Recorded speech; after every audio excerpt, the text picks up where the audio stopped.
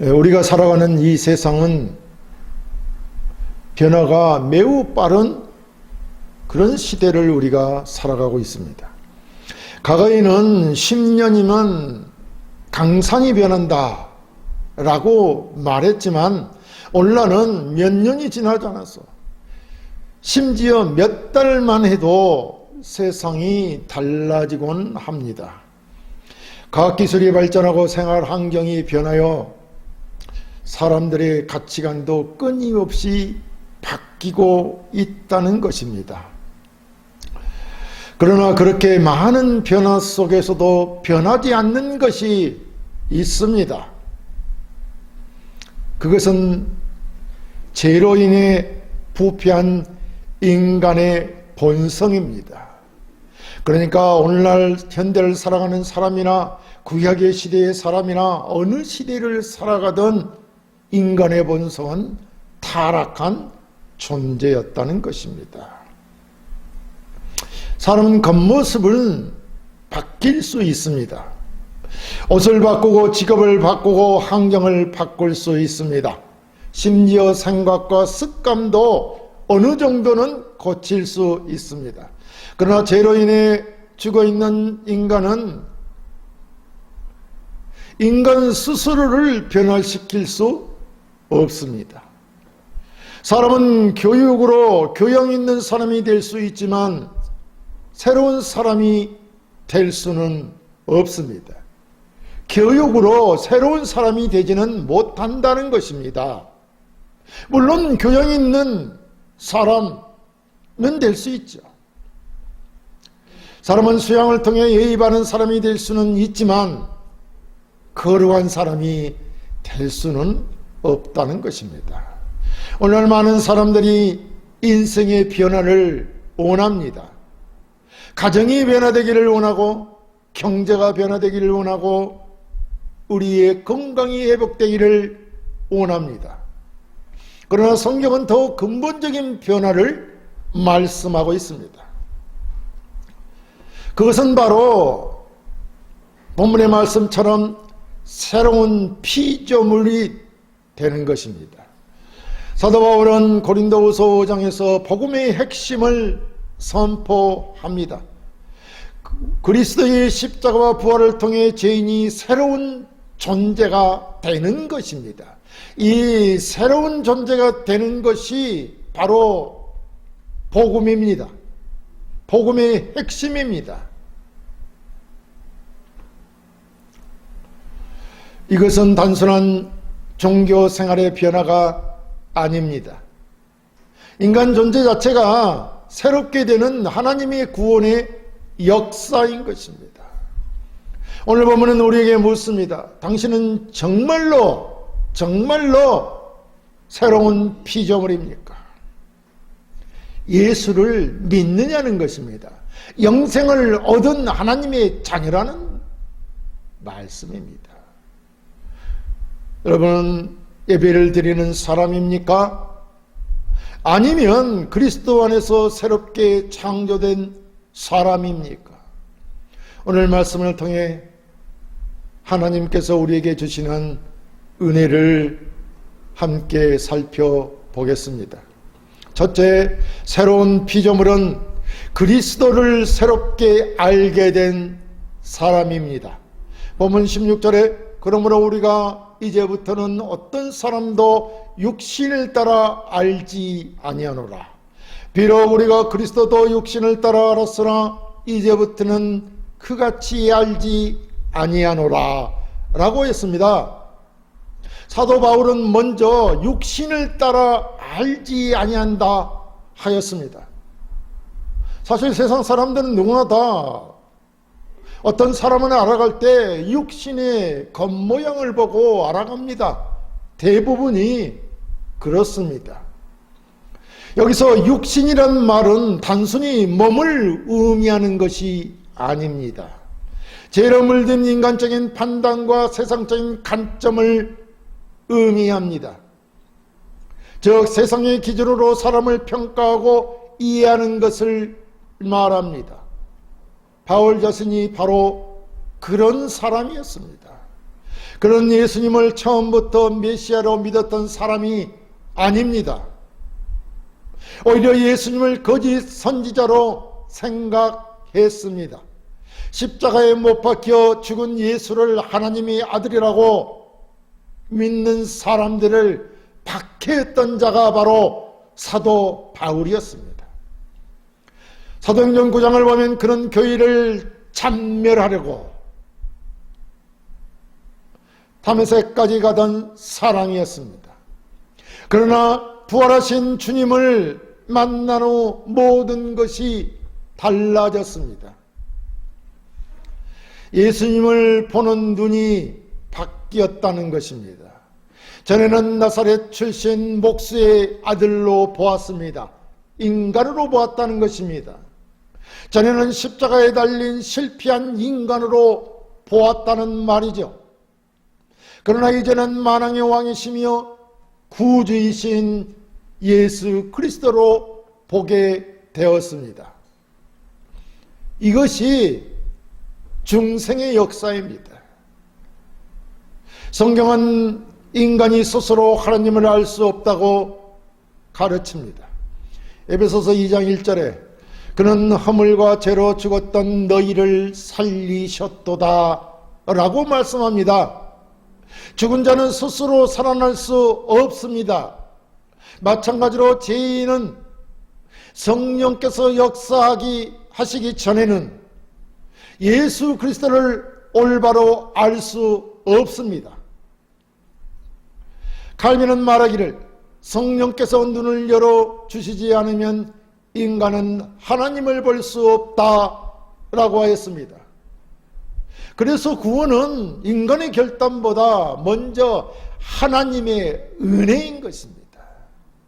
하나님이 우리를 구원하여 주시지 않으면 우리는 하나님을 알 수도 없고 볼 수도 없고 믿을 수도 없는 것입니다.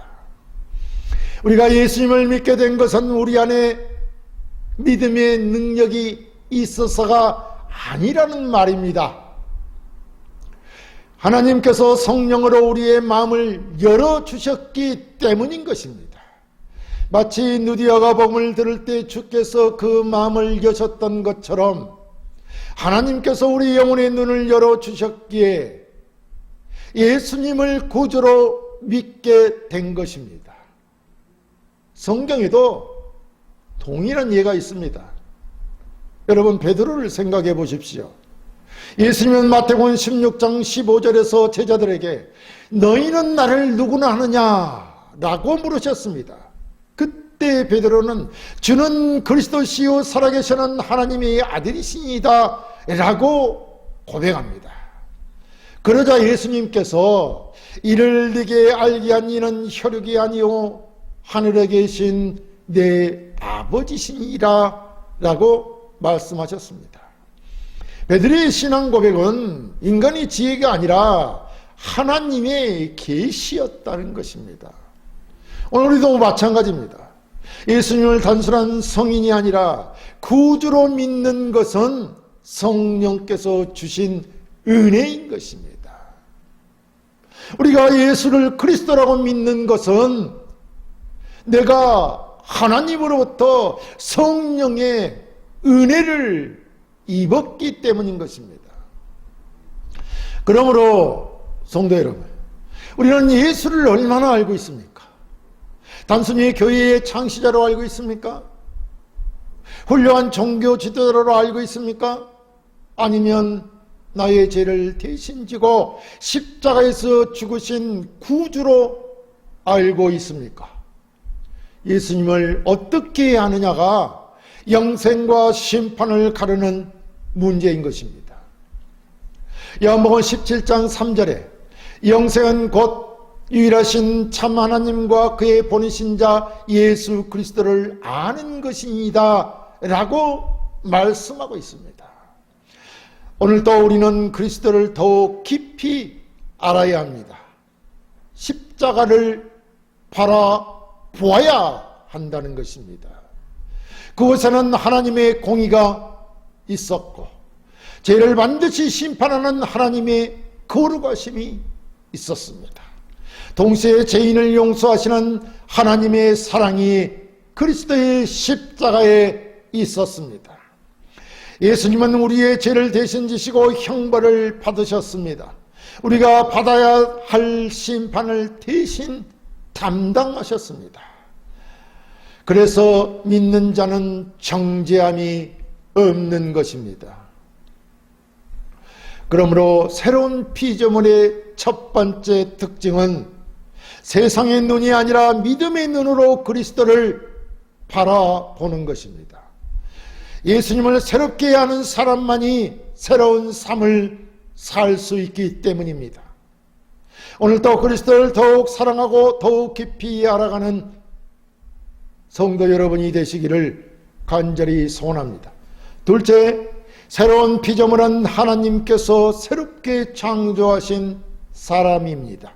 본문 17절 상반절에 그런즉 누구든지 그리스도 안에 있으면 새로운 피조물이라 라고 하였습니다. 본문의 핵심은 바로 그리스도 안에 있으면 이라는 말씀입니다. 우리가 그리스도 안에 있어야 새로운 피조물이라는 것입니다. 성경은 교회 안에 있으면 이라고 하지 않았습니다. 우리가 교회에 있더라도 그 안에 우리가 예수 그리스도 안에 있지 않다면 우리는 영생을 얻은 자가 아니라는 말이죠. 또 뭐라고 할 수 있습니까? 착하게 살면 이라고 말하지 않았습니다. 착하게 산다고 해서 영생을 얻는 것이 새로운 피조물이 되는 것이 아니라는 것입니다. 오직 어떻게요? 예수 그리스도 안에 있으면, 그리스도 안에 있으면 새로운 피조물인 것입니다. 여기서 안에 있다라는 말은 단순히 가까이 있다는 뜻이 아닙니다. 그리스도와 연합되었다는 것입니다. 신학에서는 구원의 핵심을 그리스도와의 연합으로 설명합니다. 우리가 선택받고 의롭다 하심을 받고 거룩하게 되고 영생을 얻는 모든 은혜는 그리스도와 연합될 때 주어지는 것입니다. 마치 포도나무와 가지의 관계와 같습니다. 주님은 요한복음 15장 5절에서 나는 포도나무요 너희는 가지라 라고 말씀하셨습니다. 가지가 포도나무에 붙어 있을 때 생명을 공급받습니다. 우리는 가지이기 때문에 포도나무에서 떨어지면 포도나무의 열매를 맺을 수 없는 것입니다. 아무것도 포도나무신 그리스도로부터 공급받을 수 없다는 것입니다. 다시 말하면 끊어지면 죽는다는 것입니다. 영생을 그리스도가 아니면, 거기에 붙어 있지 않으면 얻을 수 없다는 것입니다.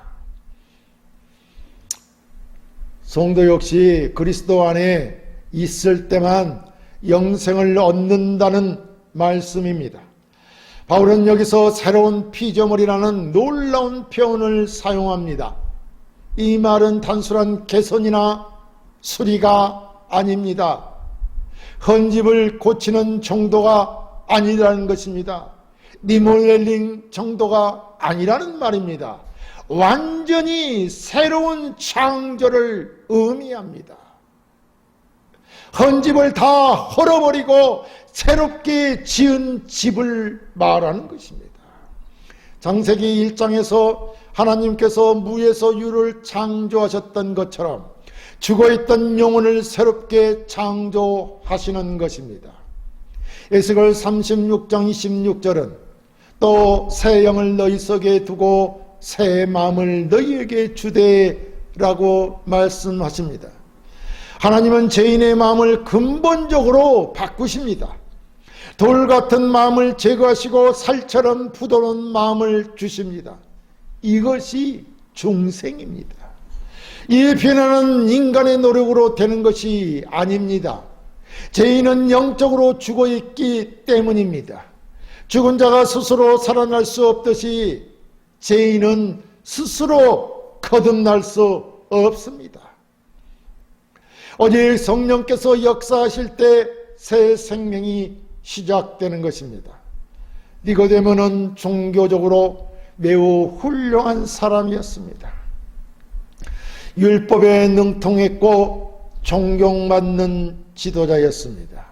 그러나 예수님은 요한복음 3장 3절에서 사람이 거듭나지 아니하면 하나님의 나라를 볼 수 없느니라고 말씀하셨습니다. 종교적 지식보다 중요한 것은 새로운 탄생입니다. 오늘날도 마찬가지입니다. 우리가 하나님의 말씀을 얼마나 아느냐, 그것보다도 내가 구원받았느냐, 영생을 얻었느냐가 더 중요하다는 것입니다. 교회를 오래 다니는 것보다 중요한 것은 새로운 피조물이 내가 되었는가 하는 것입니다. 직분보다 중요한 것은 거듭났느냐 하는 것입니다. 예배 참석보다 중요한 것은 그리스도 안에서 새 생명을 얻었는가, 그리스도의 생명을 누리며 살고 있는가 하는 것입니다. 성경은 삭개오를 통해 이를 잘 보여줍니다. 누가복음 19장을 보면 삭개오는 탐욕스러운 세리장이었습니다. 그러나 예수님을 만난 후 변화되었습니다. 자신의 재산 절반을 가난한 자에게 주겠다고 말합니다. 남의 것을 속여 빼앗는 것이 있다면 4배로 갚겠다고 합니다. 그의 행동이 구원을 만든 것이 아닙니다. 구원을 받았기에 변화가 그의 삶에 나타난 것입니다. 새로운 피조물은 반드시 새로운 삶을 낳습니다. 성도 여러분, 혹시 아직도 옛사람을 옛사람으로 살아가고 있지는 않습니까? 여전히 세상 욕심과 죄악을 사랑하고 있지는 않습니까? 그리스도의 십자가 앞에 나오십시오. 십자가 아래에서 죄인인 여러분을 고백할 때 새로운 사람이 될 것입니다. 그리스도께서 흘리신 보혈은 우리의 죄를 용서하실 뿐만 아니라 새로운 생명으로 변화시키는 것입니다. 셋째, 새로운 피조물은 이전 것을 버리고 새 삶을 사는 사람입니다. 본문 17절 하반절에 이전 것은 지나갔으니 보라 새 것이 되었도다 라고 했습니다. 본문은 이 구절에서 새로운 피조물의 결과를 설명하고 있습니다. 예수 그리스도를 믿는 자들은 어떻게 되는가를 설명하고 있다는 것입니다. 그럼 여기서 이전 것은 무엇입니까? 죄 가운데 살던 옛사람입니다. 하나님 없이 살던 삶입니다. 정죄 아래 있던 상태라는 것입니다. 영원한 심판을 향해 가던 존재라는 말입니다. 그 모든 것이 지나간 것입니다. 지나갔다는 말입니다. 물론 이것이 죄와의 싸움이 완전히 끝났다는 뜻은 아닙니다. 성도는 여전히 우리 안에 있는 이 죄성과 싸웁니다. 그러나 죄의 지배는 끝났습니다. 죄의 노예에서 해방되었습니다. 정죄의 자리에서 의롭다 하심을 받았습니다. 로마서 8장 1절에 그러므로 이제 그리스도 예수 안에 있는 자에게는 결코 정죄함이 없나니 라고 말씀합니다. 얼마나 놀라운 은혜입니까? 우리는 원래 하나님의 진노 아래에 있었습니다. 영원한 심판을 받아야 했습니다. 그러나 예수님께서 십자가에서 우리의 죄를 대신 담당하셨습니다. 우리가 받을 형벌을 대신 받으셨습니다. 그 결과 우리는 죄 사함을 받고 영생을 얻게 되었습니다. 그것이 새 것이 되었다라고 말씀하는 것입니다. 본문은 이미 완성된 상태를 나타내고 있습니다. 하나님께서 새롭게 우리를 만드신 것입니다. 이것은 하나님이 하신 일입니다. 성도는 날마다 그 은혜를 따라 살아가는 것입니다. 성경은 이러한 모습을 탕자의 비유에서 보여줍니다. 누가복음 15장에서 둘째 아들은 아버지를 따라 허랑방탕하게 살았습니다. 그러나 회개하고 돌아왔을 때 아버지는 그를 받아 주었습니다. 그리고 말씀합니다. 누가복음 15장 24절에서 이 내 아들은 죽었다가 다시 살아났으며 라고 말씀합니다. 이것이 새로운 피조물의 모습입니다. 죽었던 자가 살아난 것입니다. 잃어버렸던 자가 회복된 것입니다. 오늘 우리 역시 마찬가지입니다. 예수님 안에서 새로운 삶을 살아야 합니다. 우리가 새로운 피조물이기 때문에 말입니다. 우리의 입술이 하는 말들이 새로워져야 합니다. 우리의 생각들이 새로워져야 새로운 말을 하게 되고 새로운 말을 따라 우리의 행동을 새롭게 하는 것입니다. 또한 우리의 가정이 새로워져야 하고 우리의 물질관이 새로워야 되고 교회를 섬기는 우리의 태도가 새로워져야 합니다. 날로 날로 새로워져야 됩니다. 변화되어 가야 한다는 것입니다. 세상은 여전히 옛사람으로 살아가지만 성도는 새사람으로 살아가야 합니다. 그것이 하나님께 영광이 되는 삶입니다. 사랑하는 성도 여러분, 오늘 본문은 우리에게 가장 중요한 질문을 던집니다. 당신은 새로운 피조물입니까? 예배에 참석하는 것이 중요하지만 그것이 다가 아닙니다. 교회의 직분이 중요합니다. 그러나 그것이 다가 아닙니다. 그리스도 안에서 새롭게 되었는가? 이것이 가장 중요한 것입니다. 새로운 피조물은 그리스도를 새롭게 아는 사람입니다. 새로운 피조물은 하나님께서 새롭게 창조하신 사람입니다. 새로운 피조물은 이전 것을 버리고 새 삶을 살아가는 사람입니다. 우리의 변화는 인간의 결심이 아니라 십자가의 은혜로 이루어집니다. 우리의 구원은 선행이 아니라 그리스도의 보혈로 이루어진다는 것을 여러분 마음에 새기시기 바랍니다. 우리의 영생은 우리의 공로가 아니라 하나님의 은혜로 주어지는 것입니다. 그러므로 오늘도 십자가 앞으로 우리는 나아가야 할 것입니다. 그리고 죄를 회개하고 그리스도를 붙잡아야 할 것입니다. 또 성령의 능력 가운데 새로운 피조물답게 살아가야 할 것입니다. 주님 다시 오시는 날까지 새 사람의 삶으로 하나님께 영광 돌리는 성도들이 다 되시기를 주님의 이름으로 축원합니다.